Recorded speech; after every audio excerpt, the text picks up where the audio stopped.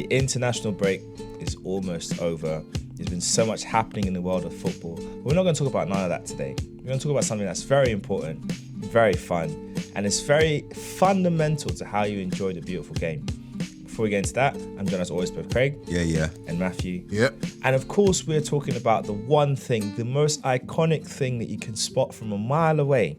No, I'm not talking about people that dive. I'm talking about the kits that they wear. Those jerseys, those iconic shirts, shorts, socks, #Sockgate from last season. But, it's very important and recognizable what the kits that our players wear and our teams wear. And I think what's been very interesting as well in the world of football is this trend of nostalgia creeping into everything. You've seen like a resurgence of retro kits, retro designs, some teams doing some really cool stuff with their marketing. Shout out to Venezia in Italy. They're doing some incredible marketing with their kits. And some teams who just being a bit lazy. But speaking of that, I guess for you, Matthew, like what's been your kind of, I guess, perception of this new trend of nostalgia with the kits and how they look? The funny thing is, it's going to sound strange because I saw it somewhere and I actually kind of agree with it. I'm going to talk about the in-betweeners for a moment. And I'm going to talk about Jay Cartwright. A man like Jay, Mr. Completed it, mate. Anyone that knows, right, where he wears that England top with the shorts or whatever, right? And this was a film that was made 10, 12 years ago, maybe a little bit longer than that. And then when we're looking at it and thinking like, why is he walking around with the old school England shirt, like thinking like 70s or 80s something with the shorts or whatever. Fast forward to now and just how things have changed. That's now actually, you see a lot of people actually going out there and doing that. And we're not just doing it with England. They're doing it with any kind of international shirt, but just looks a little bit wavy, a little bit of colour, a little bit of fun, and just how much more relaxing sometimes fashion can be, because you find that as fashion goes, it goes back to another time where, I'm going to wear that, I'm going to wear that. So it might have been the 80s before, the 90s, 19, probably going back to something like the 2000s with the baggy clothes and the hats and things like that. It's certain things are starting to make a bit of a comeback. With the football shirts, how many people I see, like even people that might know not a little bit of football, they're wearing like old Brazil kits, old Germany kits, old England kits. So true. One of the good ones is the old like African kits like Nigeria, where the ones from like Jamaica. There are some stunners out there because they just blend so well with everything else that they wear. If they're comfortable, if you can get a good deal on them, great. One of the proudest purchases I ever made for my brother for Christmas, Reggae Boys 98 Jamaica shirt. One of them, 38 quid, Nice one, 38 pound. And one of my proudest purchases, and it still looks good today. Maybe even better today. But a lot of companies will get onto the set like Adidas, especially like Adidas, have tapped into that. How it's just how with the crown, not the thing. They call it the trefoil. The trefoil, the leaf. The trefoil, the leaf, and just how well that it looks good anyway. And just to match it on that shirt, it's a genius bit of marketing. So if you're an Adidas guy, you're blessed, you're good. But it's nice to see. So you can go out in the club and wear a little old school, I don't know, Newcastle West Ham shirt or something. It's actually really good, man. I love it. That's so true. I guess for you, Craig, what's been your take on this sort of trend of kits, classic kits in particular, coming back into fashion? I love classic kits. I got a lot of retro kits at home, Arsenal retro kits at home. I got a couple of the Adidas ones, got 2 or 3 of them. The retro one with one, and the Newcastle wore one. Ian Wright wore one on his debut. I got those kind of kits as well. I got the red one, the home one. I got the away one. I like retro kits. I think it brings out the nostalgia, and it brings out like the history of the club and the history of each football club of their history. And I think it's good that they're bringing it back into the game, because sometimes when they bring these new kits and they're not have any history of the club, part of the history, it's not very good. But having history of the club, and people who are like fans like 30, 40 years ago can say, you know what? Oh yeah, I used to wear that kit when I was like 10 years old. They can tell, they can even buy kits for their grandkids. This kit was what I used to wear when I was a young nipper. So yeah. No, it's true. I think that's important as well. Just that kind of coming together of the times. You have these classic kits, which is still ever present.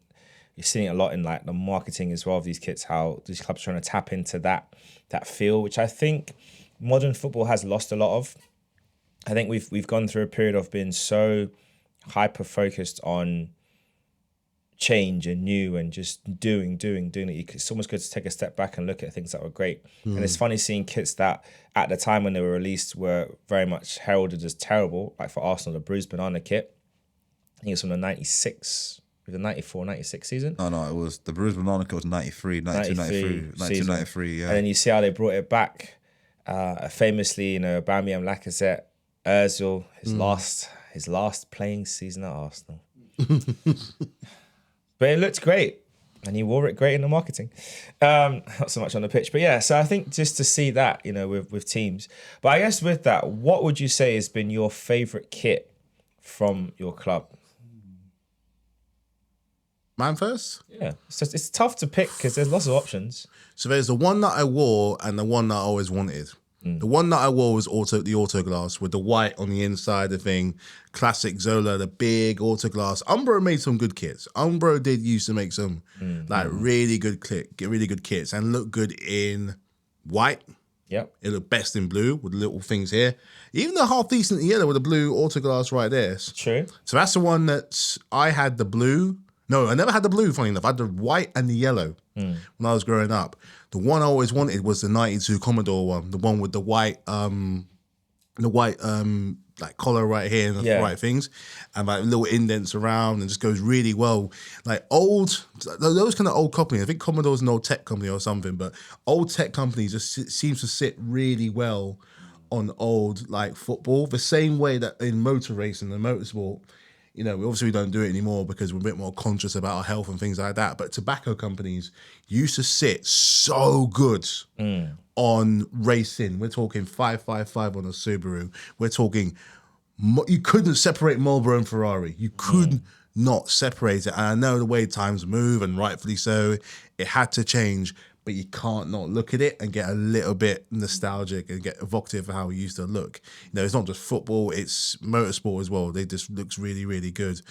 And something about old tech sponsors on because this is when we had a bit of a red in our little logo in our crest. It's a really, really really good looking shirt, and that's one that's on my list. I'm surprised you haven't used that design as part of your current kits.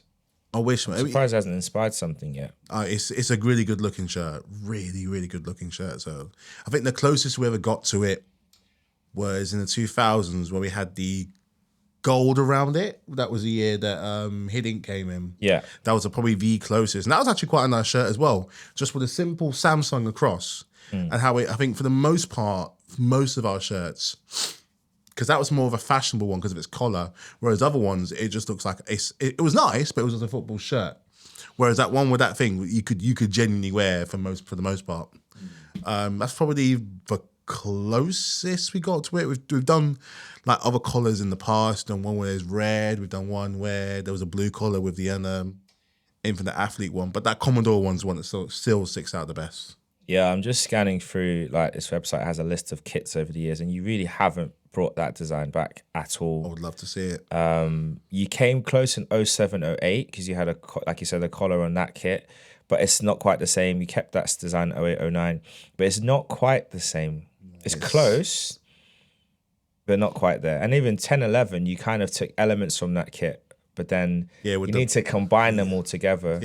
16, 17, again, we're getting close, but it didn't have the collar, but it had the neck. So, yeah, Chelsea designers, I don't want to help you all, but I'm just saying, I think it would be a good idea to look at that as an idea. Craig, what's a kit that comes to your mind when you think about Arsenal? Can I have 5? Wow. Three. Go on then. Yes, it says 5. Go on then. 5. The one I remember, the first one I remember, I didn't buy it. I got the home one instead. Was the 99 kit, the away kit. That kit was amazing. The yellow and blue with the JVC. That one was very nice. After that one, I have to say it would be the gold kit, the Arsenal gold kit, the 2002, 01, 02 season we won the league double. Sega Dreamcast one. And there's another Dreamcast one as well. The blue one. There's a blue Dreamcast one as well. A blue one. That was I think that's 2000, 99, 2000, I think it was. A blue one. Full blue. It was like a third kit. It wasn't a away kit, it was a third kit. I don't know what it once or twice. That was a good kit I like that kit. I have to say the away kit, 02, 03 away kit The blue one, that kit was a nostalgia kit.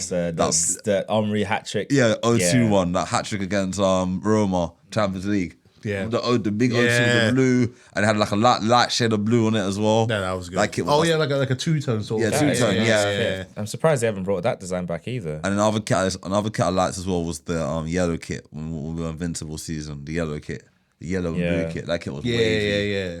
And the last kit I have to say is the blue Arsenal kit, away kit after we won the Invincible season. The blue one, 04 or 5 with the trimmings and the trimmings, little the yellow night tick.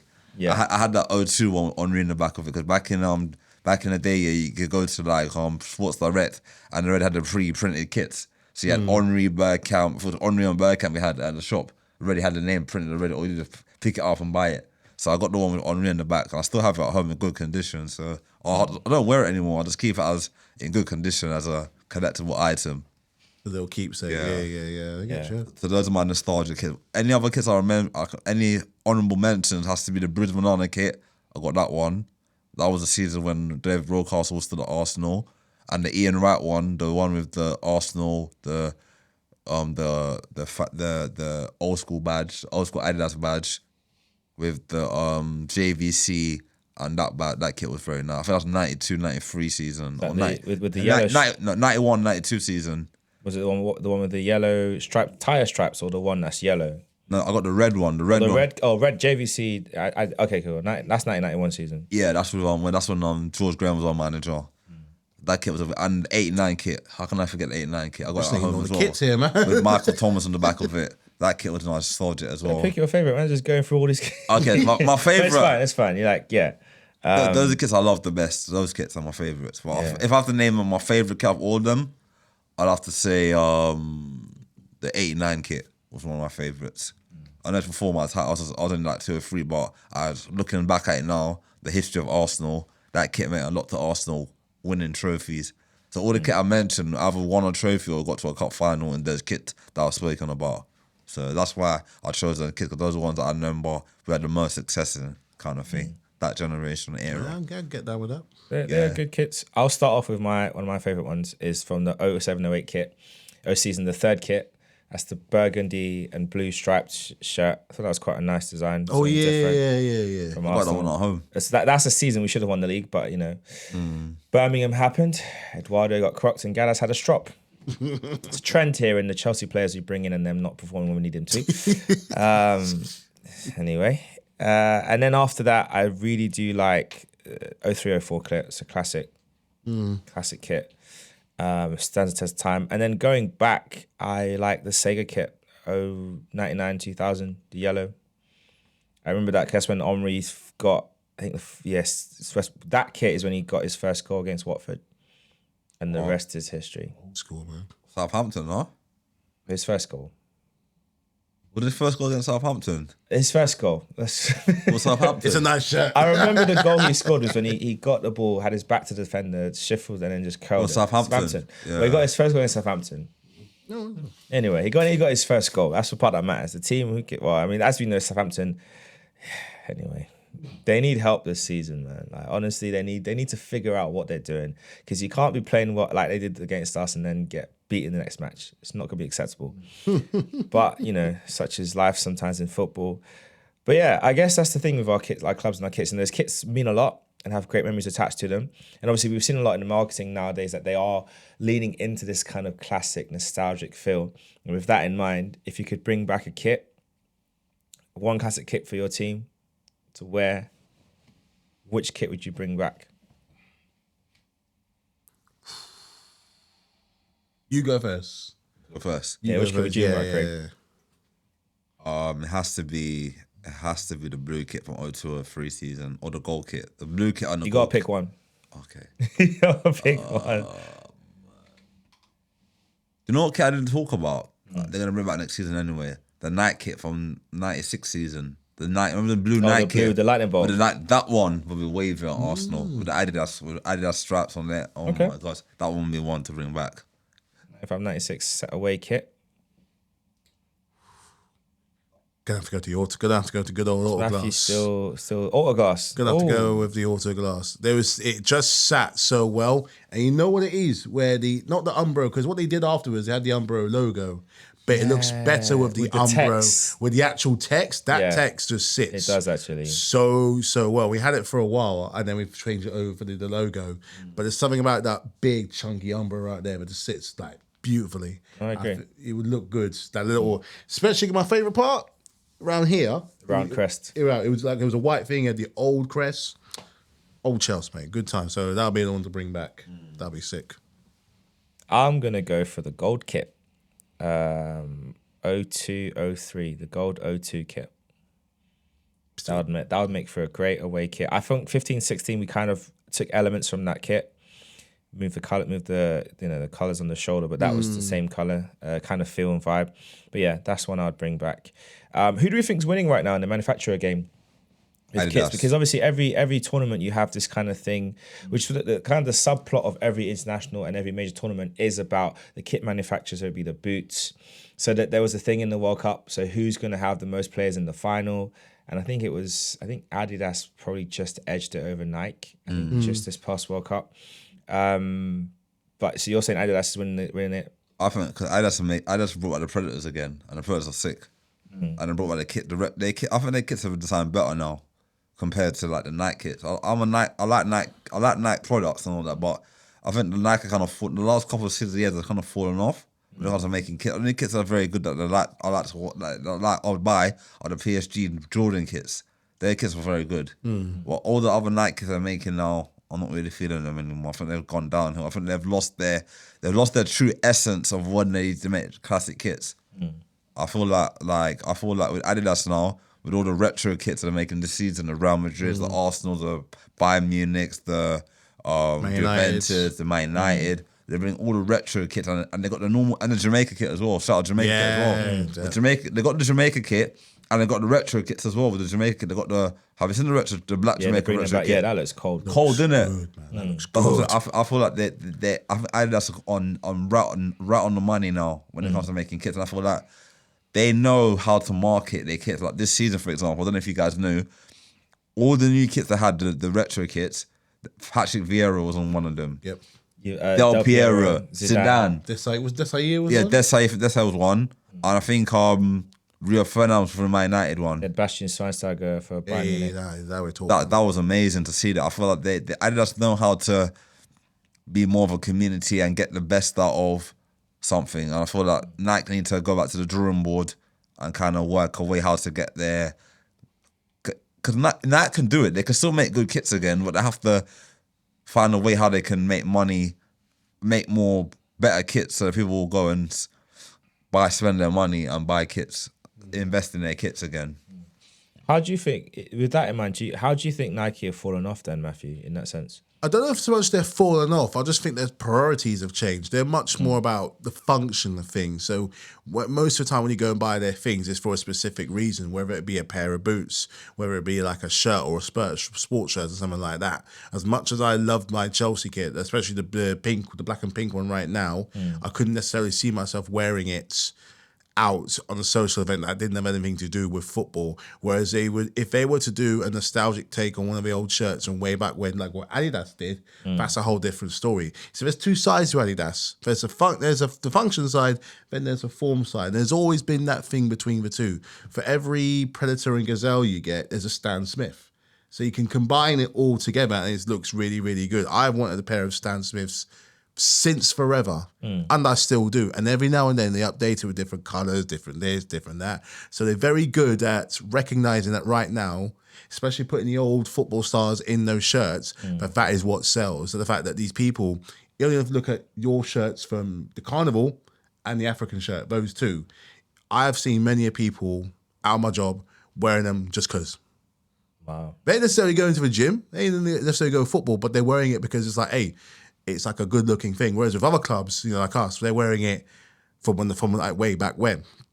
So I just think it's a case of with Nike, they're very much on this whole sporty fitness kind of thing, getting involved. Like, the majority, like say like with the England sponsors as well being Nike, they're much more on that vibe. Whereas with Adidas, they're tapping into like memories and the old school romance, of the game, like clubs like Real Madrid and things like that, how good their shirts used to look. Remember that Tekka one from Real Madrid? Oh yeah, Good looking shirt. Things like that. That's what I think it mostly is.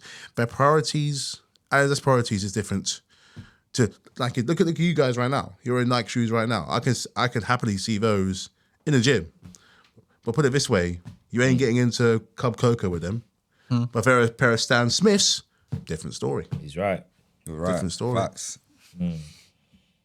Wow. Priorities. So I think that's a big thing there. It's a big key word there, priorities. You can apply that to football and to life. You got to get your priorities in order. Otherwise, boy, things get techie real quick.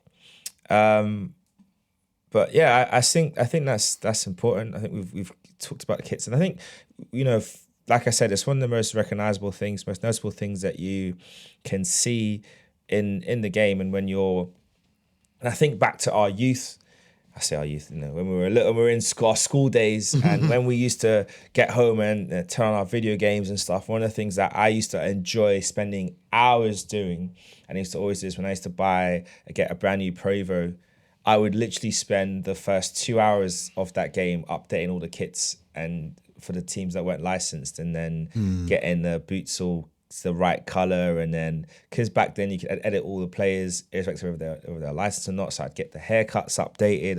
I would spend 2 hours, which is now I understand why I do editing.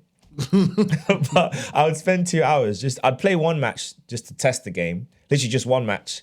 I'd pick two teams, play a match, and then go straight to edit mode, and I'll spend hours editing it. He used to make my kits for me back in the day as well, my PS3 and PS4. Yeah. Craig would be like, "Oh, Clive, can you update my kits?" Like, I'd be like, "Oh, okay." It's like, no, can you do it now? Like, one day would pass. Clive, can you do it now? Because I was like, all right, cool, let me just get into it. But there was just something about that, which I think kind of talking about kits, and we think about this whole area of nostalgia, and you think about video gaming in particular. Of course, you look at the landscape now in the gaming world for football video games in particular. When you look at it realistically, if you want the best, most realistic experience, you're really looking at Football Manager. And obviously, they've delayed their game now until I think it's April, May next year. It's going to come out. That's mad. Which they've just delayed it. And then when you look about it in terms of the actively playing on the pitch, you've got 1.5 option. You've got eFootball, which is half an option, and you've got obviously EAFC, which used to be called FIFA, and that's all you've got. And with eFootball, they're still working out some stuff, and it's taking a while to mature the game, and it still feels very much like the gameplay is great, but there's nothing else to do. And then on FIFA, or EAFC, it's like there's good and there's bad, and you just kind of have to put up with. You have to edit it. You tweak your the parameters on the game. You've got your custom sliders. You can kind of make the game play more like what you want. But it's not the good days when you had. I mean, Pro Evo was always better than FIFA for a long time. Yeah, And then we changed over to the PS3 era, and I think that's the point when FIFA started to take over. Yeah. Not because they became better, or because Pro Evo became that much worse. So it's like they became better by default because Pro Evo was sliding down the scale, and FIFA were just kind of like, oh, okay, we can kind of, they're pulling away, but it's like, how are you grading the two games? Can I tell a story what happened? The guy who used to make Pro Evolution Soccer, he left Pro and went over to FIFA. I took all the ideas he had from Pro to FIFA. That's how FIFA got on top. He was there for a long time. I don't know if it was Chinese or Japanese. Probably Japanese developer. He was a big guy. He made all the Pro Evo, the classic one with the Ronaldinho. No, with Adriano and Henry. Those ones, John Terry. No, it was John Terry. Yeah. Then when he left, Pro went downhill after that, and they have not recovered since. They have not recovered since. I think it depends how you look at it. But I guess for you, Matthew, like when you think back to those days, what would you say was like your favorite of them to play? Like, what was your favorite FIFA? What was your favorite PES? Oh, see, I was much more of a FIFA person for the very little that I played it. One of my favorite ones, and because it was the one that I was the best at, and I could just play. I'm going to go a bit further back, and that was FIFA 2000 on the PC. And I had this old, chunky PlayStation S controller plugged in my computer, the loudest computer in the world, by the way. It didn't do much right, but the one thing it did do, with the disc as well, Sol Campbell on the front, proper like simple FIFA graphics, like nothing, no glitz, no glamour, just you and the game. And I would just go in there and I would just tear up. I was starting season after season to the point I was getting bored with Chelsea and like, I'm going to do something else, man. It was just like, rah, rah, rah. But that was probably my favorite one because that was probably the one I grip. You know, when you play a particular game, he's grip it the most and he's absolutely master it. Yeah. And then obviously after that, things change. And then, quite frankly, my brother just got a lot better at it than I did, to be brutally honest. One I did dabble for a little bit. I didn't think I enjoyed it as half as much as I did, and that was FIFA Street, particularly the first one with Ronaldinho. Properly, and this is why I think it encapsulates that part of football why I love the most. Because it was around the World Cup, 2006, and they were trying to really market football as something other than just a sport. Because you had like those flair-like players. You had players like Henry. You had a young Cristiano Ronaldo. You had, Zlatan. That Brazil team with Ronaldinho, with R9, with, Roberto Carlos still doing his thing. He had so many, a young Messi coming out. So much fun and just enjoying it. I'm going to say two words that encapsulate that time right there. Joga Bonito. Those two words just made football just that little bit more fun and a little bit more interesting. And that wasn't just encapsulated with the games. That was with what people were wearing, like the total 90s, even down to the music. It was mad. But FIFA Street was another one that kind of stuck in. Just how they make it a little bit more to more casual player of football games. Just make it that a little bit more accessible and like just almost like it was like a fighting game. Some of the things you could do in the game was nuts. And I think, you know what? I think the issue with the new EA FC 25 is also going to be good. Of course it's going to be good. But it's just come to a point now where it kind of takes itself a little bit too seriously. That's football on the whole, really. It just takes it a little bit too seriously. There is a market, even if it's just a download, that can add on to the game where you can go back to those street days. Can you imagine doing a FIFA Street with players like Eden Hazard or something, or Mo Salah? Add on to like the legends of the game. I mean, that's if they don't make that, I mean, I'll make me some money, man. I'll make me some money. Yeah, because I know AFC had they had Volta, which I think they phased out now for a new thing. But yeah, it's just always interesting how when you think about these games, just trying to bring back that sense of five-a-side fun. I don't think they've really quite gotten it right yet. I'm not sure what it's called. Rush is the new one, which is basically their new five-a-side game mode, which is apparently great. But it's not really a skill game. It's more about scoring goals, developing youth players in career mode. But it's not like they need to bring back FIFA Street. Find a way, because they've gotten better technology now. They've got better way of capturing the players. Bring back the feel of FIFA Street. And they did announce, I think it's this week, they announced that they are working on building out an environment similar to how NBA 2K has, I think it's called My World or something, where you can go out and you can just like roam a city and play games against people. It's called My Street something. I got NBA. I got it at home, so effectively, it's like that kind of open world element they're bringing to EA FC for next or soon. They didn't say what year, but it says coming soon. So it'll be interesting. So for me, I hope they've got a FIFA Street type mode in there that you can play against your friends. You have in-game tournaments, stuff like that. Would be really cool. Yeah. What I think would make it extra special, I don't know how to factor that in, but if like they could have set weekends where it's like play against and then have like, for example, play against Ronaldinho or get coach Ronaldinho, and Ronaldinho could be like, they could have like an hour slot and you just log in, you play, and he'll be there coaching players on how to do little things. I think they could do a lot of stuff where you could take the in-game world and add this real life element. So even though he could be in the game and you watch it, like you on your PlayStation, you jump or Xbox, jump in, you're there, or PC for a PC player, and you see Ronaldinho and he's just giving some coaching tips in the game. But then like you could be like, I could try that outside the game. So I could go with my friends and try a few things. So I think that would be super cool. Craig, what was your favorite of the games growing up? I love Pro Evo, don't get me wrong. I think the best Pro Evo game I liked was the Adriana one. That was a good game. But I used to love because my Clive used to edit the boots for me all the time and the kits. So I used to like having the kits on all the boots, the night boots. When he designed it for me, I used to go custom made and make the boots. Like I had pink boots, had different color boots, change the style of it. It was very good. I'm very creative. I was also creating different designs and look very good on the players. Every player I should design them and make them look good. The haircut and good hairstyles and everything. So I really enjoyed that part of the Pro. My favorite FIFA game has to be 0203.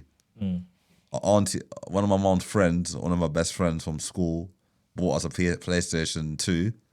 We used to play it after school. Like, she got us the game, the FIFA game. Mom bought us the FIFA game. I used to play it after school every day. After coming from school, play that game every single day. Like, I played with Arsenal career mode. It was good. I remember we had David Seaman in goal. You had Lauren, you had Sol Campbell, you had Martin Keown, you had Ashley Cole, you had Vieira, you had Gilberto, you had Lumberg, you had Perez, you had Henri. One thing I liked about that game, when they took a free kick, once you get in the little green thing, remember? It's to go in the back. That was the cover when they had Del Piero. Ronaldinho and Henri.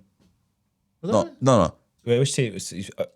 Del Piero was 03, 04. It was Del Piero. Yeah, Ronaldinho. It was Ryan Giggs.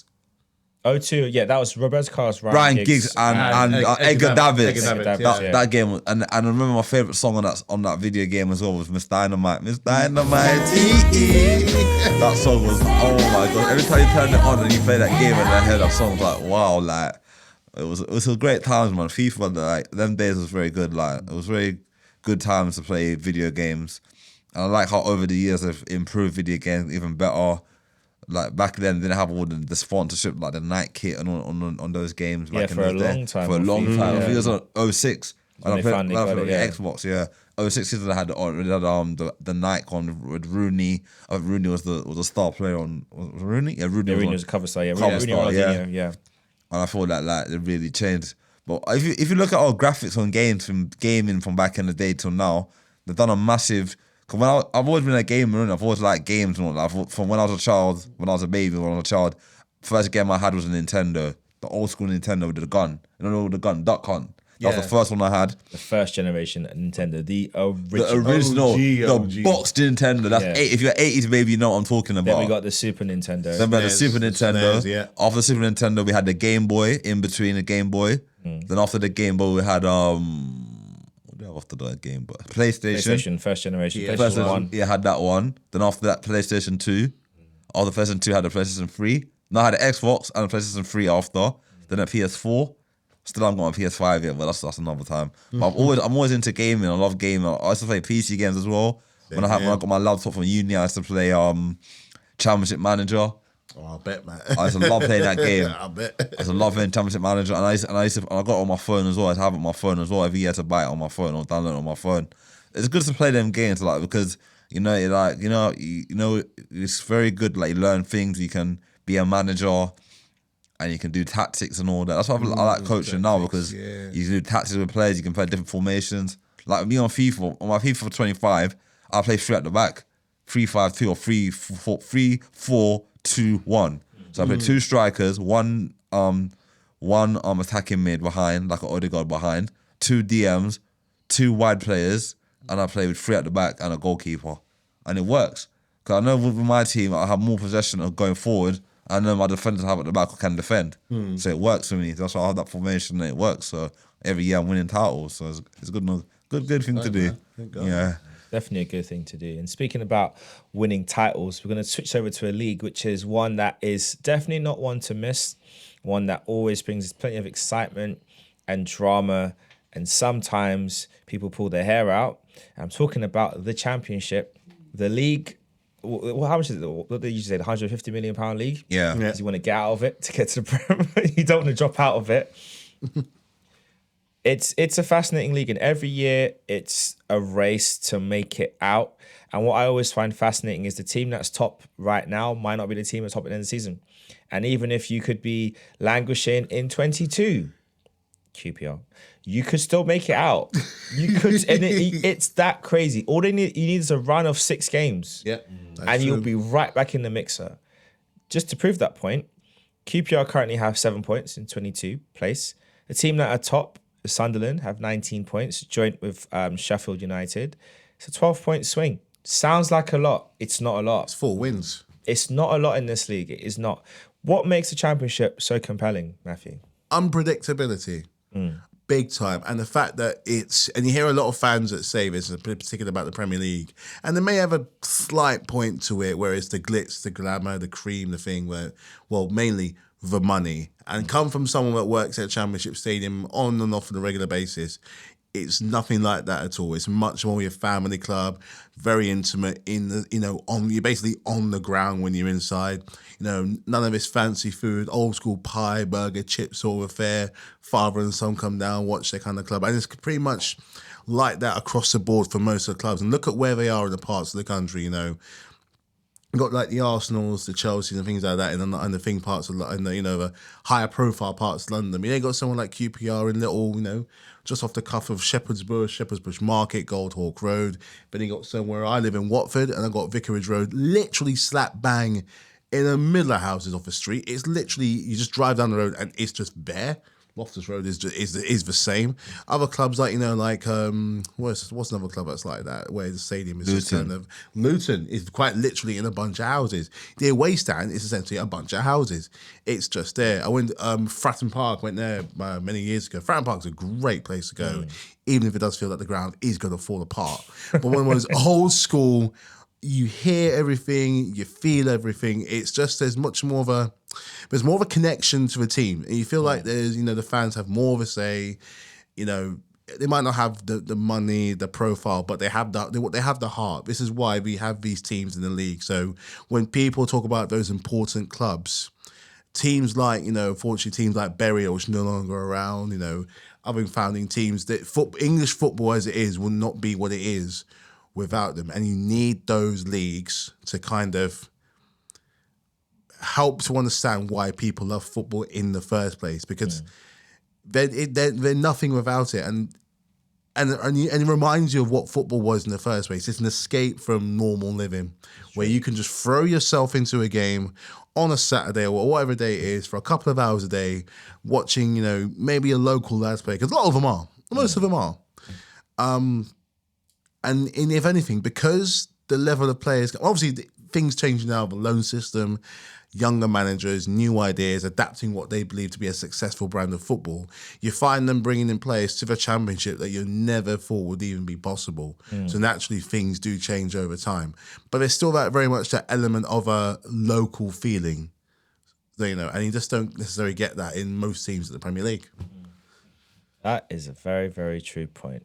Is very important. I guess for you, Craig, if for the person out there that's like not really watched the championship and they're maybe getting a bit bored of the Premier League, if their team is struggling and languishing in lower in the table, and their team wears red and black, what teams should they look out for in the championship? I watch a lot of championship. I watch a lot of like League One football, championship football. Like I watch a lot of football anyway. Any football's on TV, I go and watch it. I've been anything to watch for in the championship. Like you got your entertaining team in the championship. You got West Brom's are very entertaining to watch. Your Sheffield Wednesdays are very entertaining to watch as well. They're again with the high scoring games. You've got your Plymouth under Wayne Rooney. They give it entertaining games as well. They're doing all right. Sunderland doing well this season. It's good to see them back in the Premier League again. You got your Sheffield Uniteds. You've got your Watfords. Watford was the one in the championship. They just last season they were very much in the middle. Often, certified championship club. Certified. You got QPR as well. QPR has got good players, but I think they sold a lot of their good players in the summer. But they just need to consolidate now and try and don't get in relegation. So they got a good manager. That manager's very good. Like he almost got them into the playoffs last season. So I would say give him time. Let the new squad. It's a young team now. They got rid of Chris Willock. Chris Willock went to Cardiff in the summer. I was a bit surprised about that move, but if they can keep this team together, maybe in January add a couple of loan signings here and there, a couple of Premier League players who just are not getting minutes, go there and kind of help them climb up the table. They could have a good season. And then you got your Middlesbroughs as well. Middlesbroughs won the Premier League a couple of years ago.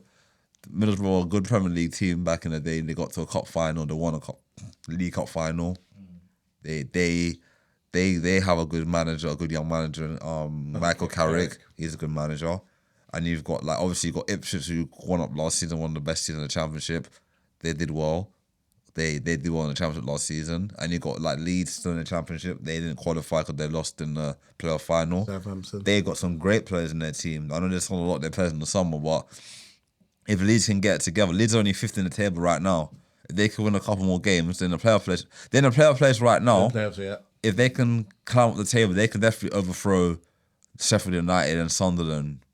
But Sunderland, to be honest, to be fair, Sunderland played some great football because I remember when they had Ahmed Diallo from Man United, their winger. He was their player of the season when he was there. He was their best player. Then they have players like Patrick Roberts. I think he's gone to. I think that's Celtic now. I think I remember correctly. Patrick Roberts. I think that's Celtic. You got Bellingham's younger brother. Joe Bellingham's a good player as well. They bought him last summer from Birmingham. He's a good young player. They've got is that Stewart guy still there? Something Stewart. Patrick Roberts is still at Sunderland. He's a good player. Yeah, he's not left. He's still there. Is that Stewart guy still there? I think there's a player called something Stewart. I don't know if he's left. He's one of their better players last season. Is that Clark guy still there? No, Jack Clark he's moved to the Premier League this summer. He's gone to the Premier League. Yeah, I think he's at Ipswich. Okay, he was a good player. He was their best player last season in the Championship. So I think Sunderland got some good players. Leeds had their best players last season. They had the guy's gone Somerville, who was their best player last season. That guy went to Brighton. Yeah, Somerville's gone to West Ham. He's gone to West Ham. Yeah. Ruta, their striker last season, he went to Brighton. They activated his clause. They didn't think that anyone would activate their release clause, and Brighton activated the release clause. He's gone to Brighton now. They sold a lot of their good players. They sold Archie Gray, one of their young midfielders, to Tottenham. Middlesbrough. Yeah, well, he was not going to play anyway. What was the player you were saying before at Sunderland? Which one you were asking about if he's still there? Clark. No, Clark's gone. Stewart. I don't know if he's still there. I don't think he's there. No, I think he's not gone on their now. squad list. I think he's gone now, but he was a good player for the last season. I think Sunderland had to balance the book in the summer anyway. But the Championship got some good players. They got some great young players. You know, a lot of them get released from academies and they drop down to the Championship. I mean, that's a good learning apprenticeship to go to the Championship, do your thing in the Championship and get a big move. Apply your trade, isn't it? I mean, one player they have got is Joe Bellingham. He's a good player. Jude's brother. So yeah. And there's one player I got to tell you about as well, and then I'm done. There's a player called Nathan Teller. Yeah. He plays for Bayer Leverkusen now. Yeah. He was at Southampton. He was at Arsenal, got released. Went to Southampton. He went on loan to Burnley in the Premier League. Done well at Burnley. And then got a big move to Bayer Leverkusen. They'd won 4 trophies at Bayer Leverkusen. So if you do well in the Championship, you will get a big move. It gets recognised. Get recognised. Even Lookman, who's at Atlanta now. Yeah. He was in the Championship. He was at Charlton. He got a big move to from that as Everton. well. Didn't work out Everton. Then he moved. Now he got the big move to Atlanta. Won the Europa League last season. So if you work hard at your craft, any young player coming through, Any league in the Championship, in the 66, 72 teams in the football league, you will get a big move. I've seen players get from London League get a big move to like DJ Campbell, for example, back in the day. If you know DJ Campbell, he got a big move. You got players like who else got a big move? Theo Walker got a big move from Southampton to Arsenal. Gareth Bale. You got who else? The guy from Nottingham Forest. Now he's at Tottenham. Brennan Johnson got a big move. A lot of players get big moves from small clubs and go to a bigger club and they express themselves and do well. So all I'm saying, work hard, score goals, have a good heart, be humble. You get your big move. I guess with that in mind, because obviously we've seen teams that come up from the Championship and they go straight back down again. Some of them spectacularly, some of them valiantly, and some of them West Brom. Like the yo-yoing is tiring, but they've not done it for a little while. Championship bullies. Kind of want you to come back. But for you, Matthew, what do you think is the thing that Championship teams should do more to better adapt to the Premier League when they come up? Come with an identity. Come with no fear. Like some of the good clubs that lasted a while came and established their kind of style of football very, very quickly. And there's I've got two good examples that come to mind. One, a bit more recent, was when Leeds came back for the first time in about 17 years. They were good. That first game against Anfield, granted they lost, but they made Liverpool work for it. And that was a 4-3 absolute stunner. Chaotic football, nothing at the back, but all in the front. They were going for it. So, and they were in the league for 3 years? Yeah. Only for 3 years. Another one, which I don't get things mentioned a lot, was Wigan in 2005. Their first game was against Chelsea, and I thought this was going to be an absolute walk until I saw the highlights. They hit the woodwork. They had us going. They're a bit of an unknown because they come from the depths of like way down there. Paul Gill started bringing them out, working with Dave Whelan. And granted, I thought that was going to be, well, bear in mind, we're just being crowned champions. Brought in new players and like Hernan Crespo, he was the one who scored.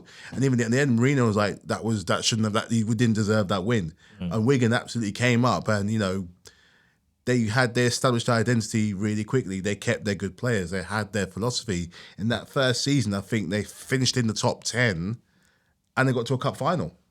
Yep. The best teams that come, the really good teams that come up, they don't just necessarily last a long, long time. They establish what they're about, and they focus on their home games and make their stadiums an absolute like fortress. Wolves back in 2017 with Nuno, just absolutely. Nuno must have played Football Manager for God knows how long. He pinched half of Portugal's team, and in that first season they came up. I don't think they made Europa, but they made themselves very, very hard to beat. They got a few scalps on the way. They beat Chelsea a few times. They beat Arsenal a few times. I think they beat Man City twice in the same year. They got to Europe. They got to a FA Cup semi-final.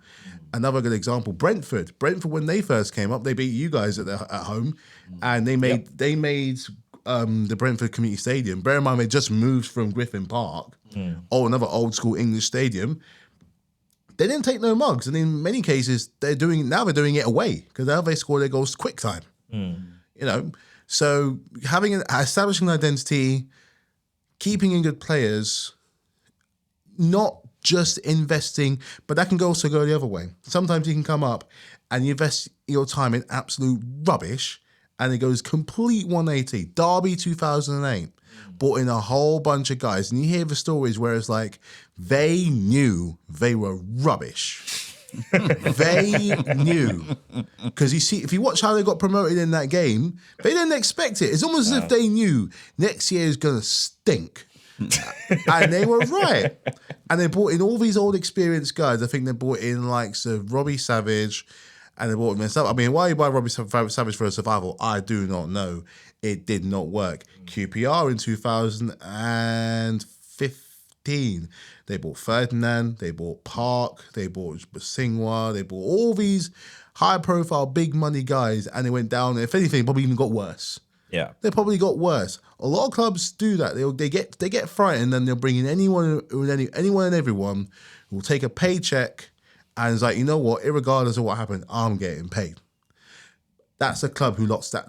Clubs like that, they lose faith.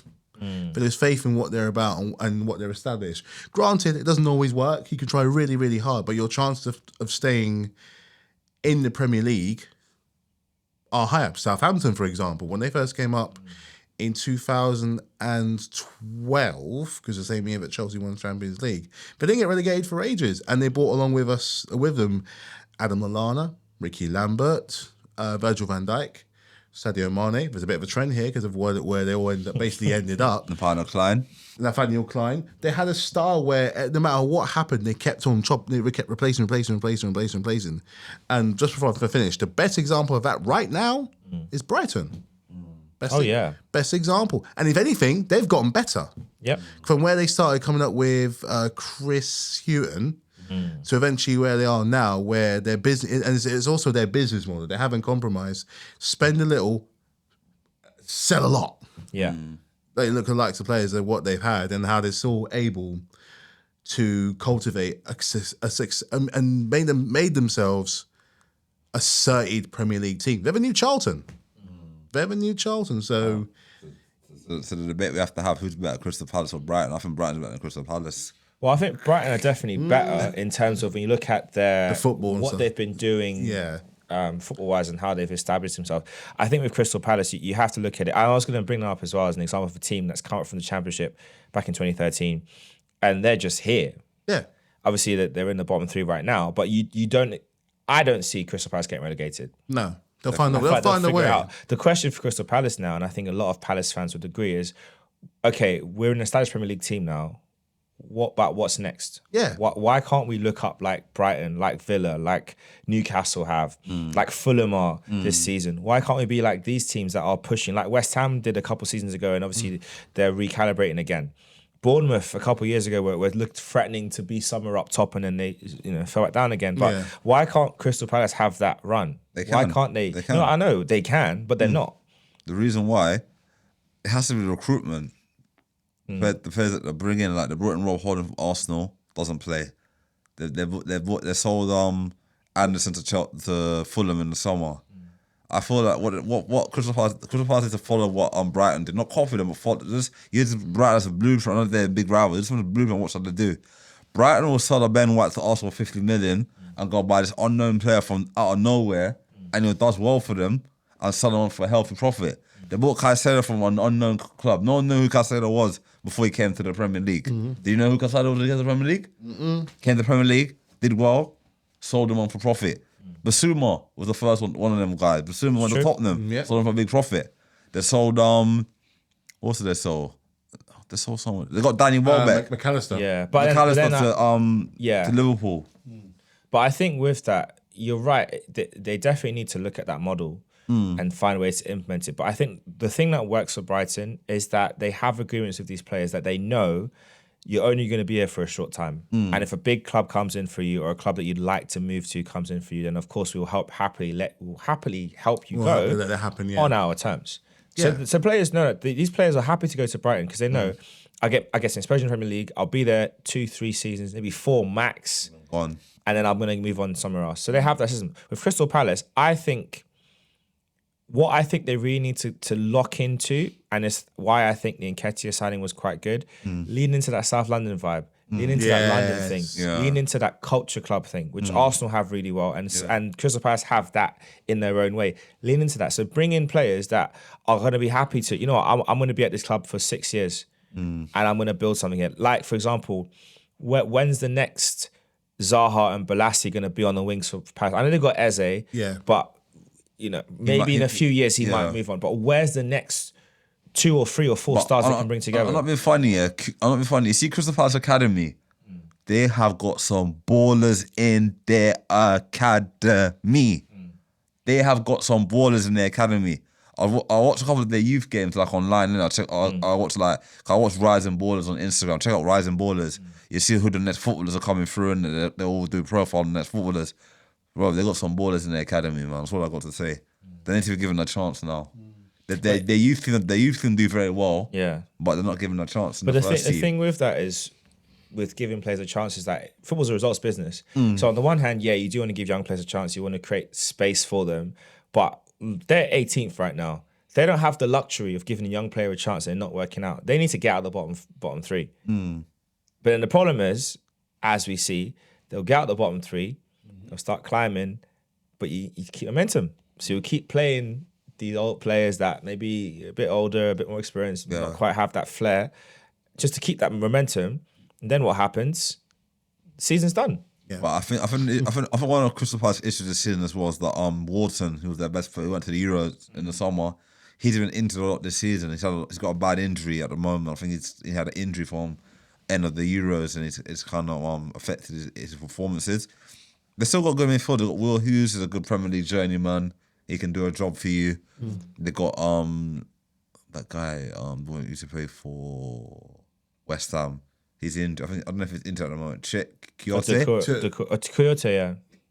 Dude, they got Czech Decore. Decore is a good player. Yeah. Mateta's a good striker. For them. The goals have dried up this season. I know. Edward, the one that really disappointed me the most is Edward. Yeah, but he's gone now. He's gone. They sold him. They sold him? Yeah, he left in the summer. Who they sold him to? He's gone. Oh no, he's at Leicester City on loan. Oh. Hardly plays for them. Well, you're not going to get in over Jamie Bacardi-Vardy, are you? Yeah, no, And way. and there's no and way. there's IU as well. IU. Yeah, Oh, I think yeah, I use yeah. that decision makes sense. I think he's been there for a long time. He's been a great player for them. They just wanted to move him on. Maybe they were hoping to bring in some more options, but They wanted to bring back Zaha back to they wanted to bring back Wilfred Zaha back to Crystal Palace, but what I was hearing the rumours was a tax problem. He had some tax issues and he couldn't come back, so he wouldn't come back for his fourth spell at Crystal Palace. But I thought that they sold they sold Elise in the summer and didn't replace him with adequate quality of player of Elise. well, they've got Mateus Franco, who's still settling in. You got Ismail Assar, who we've always known is hit and miss, but if he hits, it's good. Jefferson Lerma in midfield has been one of the better players this season, but again, it's the consistency. They got Kamada, who again, good player. I think they have enough pieces where you'd hope, but yeah, I think they are missing that extra bit of star quality. That flair, innit? They're missing that proper. Dean Henderson's a player. good goalkeeper. He played yesterday for got a good England. keeper. Good Yeah. keeper. They sold Sam Johnson to they loaned him up to Wolves. So So we'll see which one of these clubs. Trevor Talibber's a good player as well. Yeah, and they've got him on loan. Yeah, good guy, good guy. So we'll see how it goes. I think that's the thing. There's just a lot to play for, and it's very difficult sometimes to kind of establish yourself. And everyone's trying to get to that upper echelon on the table, but it costs money. Or you've got to be really clever with your recruitment. But even then, it's those marginal gains. And I do feel for Crystal Palace fans because I think how they ended last season, they would have been looking at top 10. Maybe Definitely. dreaming of top 8 Yeah. finish, but definitely a top 10 finish, not another relegation battle. Once they can sort themselves out, I think they'll be fine. The worst team than Crystal Palace in the league. That's Way worse. There Well, are, that's- but the problem is they've got Nottingham Forest next. We've already did the predictions last episode, but like the longer it takes to get that win, to get that momentum, to get that feel, already, it starts to drag. We're 2.5 months in. It starts to drag. And not only that, they don't want to have a huge gap in the bottom three. You know, other teams are picking up points. Like Everton are out of the bottom three. They did start well, and they're like they're in a good position now. picking up. Picking up points. Well, the great news for Crystal Palace is that they've got Nottingham Forest next. Not an easy game, but Everton and Ipswich play each other. Ipswich have 4 points, Everton have 5 points. So if you're Palace, you get a 3-point win, and there's a draw in that match, you would leapfrog Ipswich. Back in the conversation. So it's early. I mean, look, we're 7 games in. It's still very early days. very early, but yeah. you can. This is kind of where the doubt starts to set in and where problems start to grow. And we'll see at the weekend how these teams perform, how our teams perform. Will Palace start to kickstart their resurgence? Will QPR start climbing up the table? Will Sunderland till I die stay top of the championship come the very end? Will they be back in the promised land? Because, I would love that for Sunderland. I'd love if they made it back. We need another, was it a Tyne Weir derby? Tyne Weir derby. We need we it. miss the Newcastle, Tyne. Sunderland. Need it. Classics. What you don't want, right? What you don't want is for Sunderland to go another year without promotion, but Wrexham get another one. First time free, because they're going for the trifecta.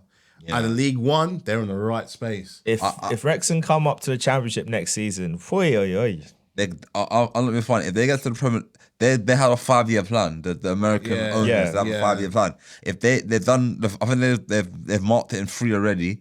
If they get promoted, is it 3 now or 2? They 3. got promoted from the non-league to the League League 2. Two, Then League they got 2 to promoted to League League 1. So it's 3 years now. 3 years into it. Yeah. If they can do it, if they can get to the Premier League in 5 years, that would be an amazing story. That would be a Hollywood story. And they've recruited actually very clever because they've Yeah. taken on a mixture of young youthful experience because they got that Nkwonko guy from Arsenal. Yeah. He's a But good keeper. But they've also got another guy in there who knows the game, the grittier side of the game, who's an outspoken guy, and that's James McLean. That's right. Who is loving life because he's found a place where he's able to really thrive and flourish in that kind of like an old school type of footballer. Like people like you don't get many players like him anymore. No. He's thriving down there. He's gonna be one of the ones that's gonna help him bring.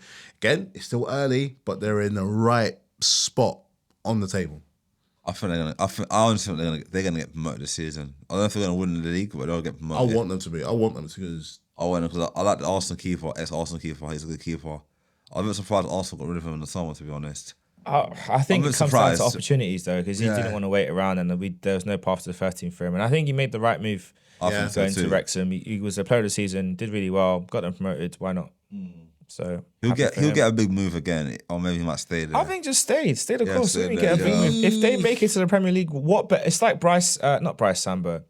There was the defender at Luton who was there with them from Adebayo all the way to the Prem. Yeah. That's a better story than moving to a big club. Obviously, offers might come, his agent might say, look, it's a better move. But for him, look, be at Wrexham, you're number one. It's true. Why go to another club? Why go to, for example, let's say go to a Fulham and be number 2. Or number 3. Why go to like a West Ham and be riding the bench? Why go to a Bournemouth and there's no value in that, really. But if it does well in the next 2 seasons, like West Ham need to keep us soon anyway, because things aging now. I think Fabianski's getting older. Ariola's their number 1. He could challenge Ariola. Look, I think in 2-3 years' time, he could challenge Ariola. He's good where he is, isn't it? Let's just see how it plays out. Put it this way, just before we end, there's a hot take right now of a guy leaving a club. And despite the fact that they're more successful, when they look about what their previous club is doing, they're thinking, that could have been me. How's Jack Grealish feel right now? I mean, look, he's got 2 Premier Leagues. No, 3? 3 Premier Leagues 2 and 2 Champions. No, 2. And 1 Champions League. 2. 2 Prems and 1 Champs. Yeah. He's happy. Is he the man though? Doesn't matter. He's achieved his childhood dream. But it's a good question. Is it better to be the man or be a bit part player? That we'll cover in next week's episode of One Kick for Glory, when Man City lose against Wolves. See you all next time. Peace.